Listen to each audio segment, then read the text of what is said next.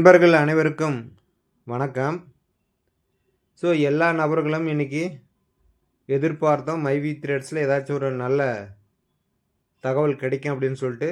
ஆனால் எல்லாத்துக்கும் கிடைச்சது ஏமாற்றமே அப்படின்னு சொல்லலாம். ஏன் அப்படின்னு பார்த்தீங்கன்னா, இன்றைக்கி நடந்த அந்த ஹியரிங்கில் எதுவுமே சொல்லப்படலை. மீண்டும் அடுத்த ஹியரிங் பார்த்தீங்கன்னா 4/7/2025 அப்படின்னு சொல்லிட்டு தள்ளி வச்சுருக்காங்க. இது அவள் ஒரு தொடர்கதை மாதிரி தள்ளி தள்ளி போய்கிட்டே இருக்குது. ஒரு முடிவே இல்லாத ஒரு சூழலை தான் நம்ம இங்கே பார்க்க முடியுது. இதை பற்றி சில நண்பர்களிடத்தில் நம்ம பேசும்போது என்ன சொன்னாங்க அப்படின்னு பார்த்தீங்கன்னா, நீதிமன்றம் காவல்துறை கிட்ட மைவி த்ரெட்ஸ் புகார் பற்றி டாக்குமெண்ட் சப்மிட் பண்ண சொல்லியிருக்காங்க. ஆனால் காவல்துறை நாங்கள் இன்னும் விசாரணை பண்ணிக்கிட்டு இருக்கிறோம், இன்னும் விசாரணை முடியல, அதனால் எங்களுக்கு இன்னும் கொஞ்சம் கால அவகாசம் வேணும்.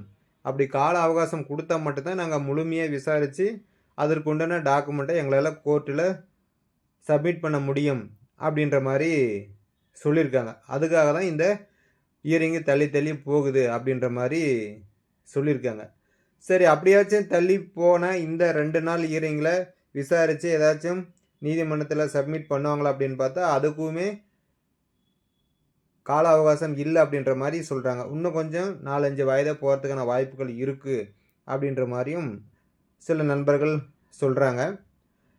இது எப்படி இருக்குதுன்னு பார்த்தீங்கன்னா, எம்டி அவர்கள் கைதான அப்போ போன ஜூன் மாதத்தில் கிட்டத்தட்ட அக்டோபர் வரைக்கும் பார்த்திங்கன்னா பல வாய்தா வந்தது. ஒரு மாதத்தில் 3 வாய்தா 4 வாய்தா வந்தது. எல்லாருமே டெய்லியும் அந்த வரக்கூடிய வாய்தாவை எதிர்பார்ப்புடன் பார்த்துக்கிட்டே இருந்தாங்க. இன்றைக்கி வந்துடுவார், நாளைக்கு வந்துடுவார், அடுத்த வாய்தாவில் வந்துடுவார் அப்படின்னு சொல்லி எதிர்பார்த்துக்கிட்டே இருந்தோம். ஒரு கட்டத்தில் எல்லாருமே சளிப்படைஞ்சிட்டாங்க.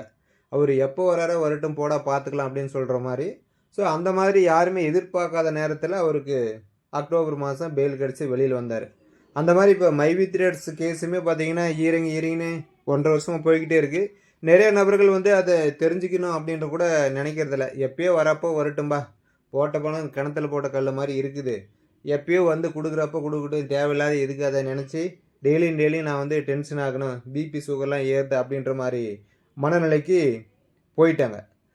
இதுக்கெல்லாம் முடிவு எப்போ தெரியும் அப்படின்றதும் நீதிமன்றம், காவல்துறை இவங்க கையில் தான் இருக்குது. இந்த மாதிரி இந்த வழக்குமே பார்த்திங்கன்னா இப்படி ஈரிங் அப்படின்னு போயிட்டு இருக்கும்போது நம்ம எல்லாரும் ஒரு டைமு வராது வரட்டும் பார்த்துக்கலாம் அப்படின்ற சூழலில் ஏதாச்சும் ஒரு நல்ல செய்தி நடக்குமா அப்படின்ற மாதிரியான ஒரு சூழல் தான் இப்போ போயிட்டுருக்குது.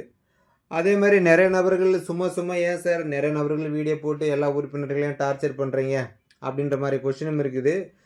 நான் கடந்த 2 மாதமாக எந்த வீடியோவும் போடலை. ஏன்னா எனக்கு எந்த தகவலும் தெரியல, நான் எந்த அப்டேட்டை நோக்கியும் போகவே கிடையாது. பட் இப்போது வரக்கூடிய சில ஹியரிங்கில் அது சார்ந்த சில நண்பர்களை விசாரிக்கும் போது சில செய்திகள்லாம் சொன்னாங்க. அடுத்தடுத்த ஹியரிங்கில் ஏதாவது ஒரு நல்ல செய்தி நடக்கிறதுக்கான வாய்ப்புகள் இருக்குது அப்படின்னு சொல்லிட்டு. அதனால் எனக்கு தெரிஞ்ச விஷயங்களை சொன்னோம் அப்படின்னா இதை நினச்சி ரொம்ப வருத்தப்பட்டு கஷ்டமான சூழலில் இருக்கக்கூடிய நண்பர்களுக்கு ஒரு ஆறுதலாக இருக்கும் அப்படின்றதுக்காக மட்டுமே நான் வீடியோ போட்டேனே தவிர, மற்றபடி ஏதாவது ஒன்று வீடியோ போட்டு அதை மக்கள் எல்லாம் பார்க்க வச்சு அதில் பணம் சம்பாதிக்கணும் அப்படின்ற நோக்கம் கிடையாது. நம்ம போடுற வீடியோவுக்கு பார்க்குற வியூஸ்னால நம்மளுக்கு பணமும் பெருசாக வந்துடாது. இது ஒரு சேனல் இருந்தால் அந்த சேனலை ரன் பண்ணுறதுக்கு ஏதாவது ஒரு கண்டென்ட் போட்டு தான் ஆகணும். ஒரு குறிப்பிட்ட காலம் எந்த செய்தியுமே போடலை அப்படின்னு சொன்னால் அந்த சேனலை பேன் பண்ணிடுவாங்க. அதை மறுபடியும் லைவுக்கு கொண்டு வர்றது அப்படின்றது ஒரு மிகப்பெரிய விஷயமா இருக்கும்.